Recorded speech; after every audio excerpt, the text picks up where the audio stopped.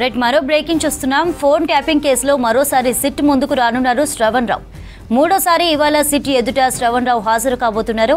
గత ఎన్నికల టైంలో వాడిన సెల్ ఫోన్లు ఇవ్వాలని ఇప్పటికే శ్రవణ్ రావుకు నోటీసులు ఇచ్చారు. రెండోసారి హాజరైన సమయంలో తుప్పు పట్టిన సెల్ ఫోన్ ఇచ్చాడు శ్రవణ్ రావు.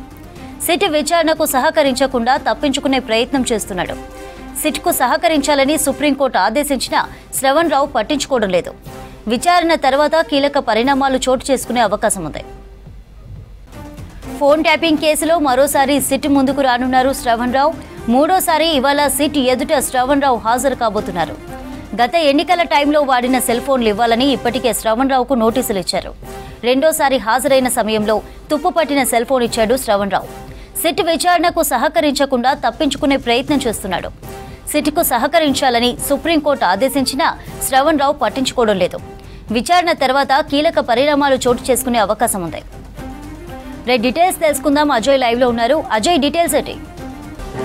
వ్యాప్తంగా సంచలనం రేపిన ఫోన్ ట్యాపింగ్ కేసు సంబంధించి ఈ కేసులో A6గా ఉన్నటువంటి శ్రవణ్ రావు మూడోసారి సిట్ ఎదుట మరి కాసేపట్లో విచారణకు హాజరు కాబోతున్నారు. శ్రవణ్ రావు సంబంధించిన రోల్ ఏంటి అనే దానిపైన పూర్తి స్థాయిలో కూడా సిట్ అధికారులు విచారించాలని భావిస్తున్నారు. ఫస్ట్ టైం విచారణకు వచ్చినప్పుడు ఉదయం 11 గంటల 15 నిమిషాలు విచారణకి వచ్చి దాదాపు సాయంత్రం 6 గంటల వరకు కూడా శ్రవణ్ రావును విచారించారు. అదే రోజు రెండోసారి విచారణకి వచ్చేటప్పుడు ఫోన్ ట్యాపింగ్ సంబంధించి ముఖ్యంగా ఇటు మునుగోడు కావచ్చు, దుబ్బాకకు సంబంధించిన ఎన్నికలు జరిగేటప్పుడు పెద్ద ఎత్తున ఇటు కాంగ్రెస్ పార్టీకి సంబంధించిన కొందరు మెయిన్ లీడర్స్ సంబంధించిన ఫోన్లు ట్యాప్ చేయడంతో పాటు ఇతరేతర ప్రముఖులకు సంబంధించి ఫోన్లు కూడా ట్యాప్ చేశారు అనేది ప్రధానమైన ఆరోపణలు ఉన్నాయి. ముఖ్యంగా శ్రవణ్ రావు ఇందులో క్రియాశీలకంగా వ్యవహరించాడు అనేది కూడా కొంతమేరకు పోలీసులు అనుమానిస్తున్నారు. ముఖ్యంగా ఈ కేసు సంబంధించి అప్పటి SIB చీఫ్ ప్రభాకర్ రావు కనుసన్నల్లోనే ఇదంతా కూడా జరిగింది. పూర్తి స్థాయిలో అతడు ఇచ్చిన ఆర్డర్స్ ప్రకారమే ఇవన్నీ కూడా చేశాము అంటూ కూడా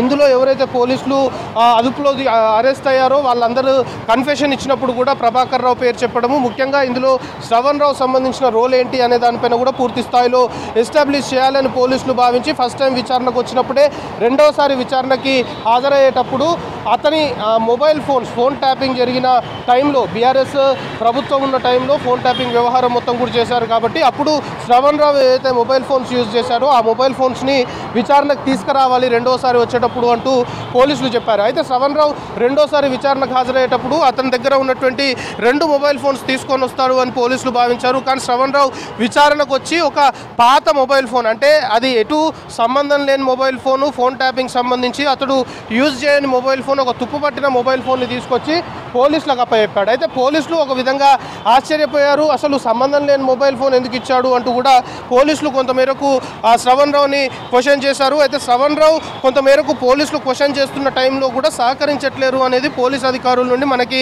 ఆఫ్ ద రికార్డ్ అందుతున్న ఇన్ఫర్మేషన్. సో ఈ రోజు మళ్ళీ ఒకసారి కూడా విచారణకు హాజరు కావాలి అంటూ ఆదేశాలు జారీ చేశారు. సో మనకు అందుతున్న సమాచారాన్ని బట్టి మరి కాసేపట్లోనే శ్రవణ్ రావు జూబ్లీ హిల్స్ పోలీస్ స్టేషన్లో సిట్ ఎదుట విచారణకి హాజరు కానున్నారు. పోలీసులు అయితే చాలా సీరియస్గా చెప్పారు. ఈ రోజు విచారణకి హాజరయ్యేటప్పుడు తన మొబైల్ ఫోన్స్, ముఖ్యంగా ఫోన్ ట్యాపింగ్ జరిగిన టైంలో అతడు ఏదైతే మొబైల్ ఫోన్స్ యూజ్ చేశాడో దాంతోపాటు శ్రవణ్ రావు కేసు వెలుగులోకి వచ్చిన తర్వాత విదేశాల్లో ఉన్నాడు, పోలీసుల విచారణకు అందుబాటులో లేడు. అయితే సుప్రీంకోర్టును ఆశ్రయించి సుప్రీంకోర్టుకు వెళ్ళి తనని అరెస్ట్ చేయవద్దు అంటూ మాత్రం తెచ్చుకోగలిగాడు. కానీ సుప్రీంకోర్టు కూడా చాలా క్లియర్గా నాట్ టు అరెస్ట్ ఇస్తూనే పోలీసుల విచారణకు సహకరించాలి, పోలీసులు ఎప్పుడు విచారణకు పిలిచినా వెళ్ళాలి అంటూ చెప్పింది. సో ప్రస్తుతం విచారణకి శ్రవణ్ రావు వచ్చేటప్పుడు అటు విదేశాల్లో ఉన్న టైంలో అతడు యూజ్ చేసిన మొబైల్ ఫోన్స్ అనుకోవచ్చు, లేకపోతే ఇతరేతర వాటన్నిటిపైన కూడా పూర్తి స్థాయిలో కూడా పోలీసు అధికారులు క్వశ్చన్ చేయాలని భావిస్తున్నారు. ముఖ్యంగా సర్వర్లను ఏర్పాటు చేసి మొత్తం ఫోన్ ట్యాపింగ్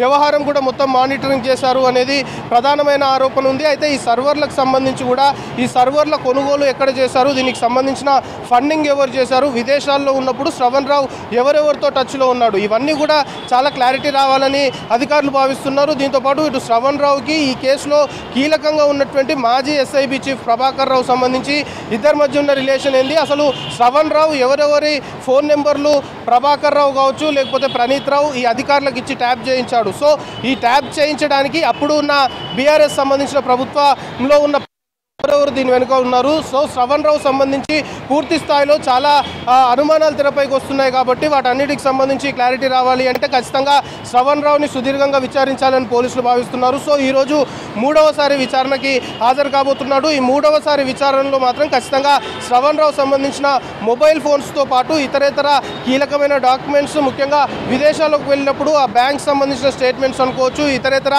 ఫినాన్షియల్ ట్రాన్సాక్షన్స్ సంబంధించి కూడా కొంతమేరకు పోలీసులు క్వశ్చన్ చేసే అవకాశం ఉంది. సో ఓవరాల్గా ఫోన్ ట్యాపింగ్ వ్యవహారంలో అసలు శ్రవణ్ రావు రోల్ ఏంటి అనే దానిపైన ఎస్టాబ్లిష్ చేసే దిశగానే పోలీసులు క్వశ్చన్ చేసే అవకాశం ఉంది. ముఖ్యంగా శ్రవణ్ రావు సంబంధించి ఈ ఫోన్ ట్యాపింగ్ వ్యవహారంలో ఏ విధంగా పార్టిసిపేట్ చేశాడు, ఇందులో ఏ విధంగా ఇన్వాల్వ్ అయ్యాడు అనే దానికి ఇప్పటికే పోలీసుల వద్ద కొన్ని ఆధారాలు కూడా సేకరించారు కాబట్టి ఆధారాలన్నింటినీ కూడా ముందుంచి విచారించే అవకాశం ఉంది. మొత్తానికి మాత్రం శ్రవణ్ రావు సంబంధించిన మొబైల్ ఫోన్ ఈ ఎపిసోడ్ మొత్తంలో కూడా కీలకంగా మారనుంది. ఆ మొబైల్ ఫోన్లో ఉన్నటువంటి డేటా అనుకోవచ్చు, లేకపోతే ఆ కాల్ లిస్ట్ అనుకోవచ్చు, ఇతరేతర వాటన్నిటిపైన కూడా పోలీసులు ఈరోజు ఆరా తీసే అవకాశం ఉంది. సో మరి కాసేపట్లోనే మనకు అందుతున్న ఇన్ఫర్మేషన్ బట్టి శ్రవణ్ రావు విచారణకు హాజరు కాబోతున్నాడు. ఈరోజు విచారణకు హాజరైన తర్వాత సుదీర్ఘంగా విచారించే అవకాశాలు ఉన్నాయి. దాంతోపాటు విచారణ పూర్తయిపోయిన తర్వాత కొన్ని పరిణామాలు కూడా మారే అవకాశాలు ఉన్నాయని పోలీసుల వర్గాల నుండి మనకు అందుతున్న ఇన్ఫర్మేషన్. సో ఈరోజు విచారణకు సంబంధించి మాత్రం ఈ ఫోన్ ట్యాపింగ్ వ్యవహారంలో శ్రవణ్ రావుని సుదీర్ఘంగా క్వశ్చన్ చేసి ఈ కేసు సంబంధించి పూర్తి స్థాయిలో కూడా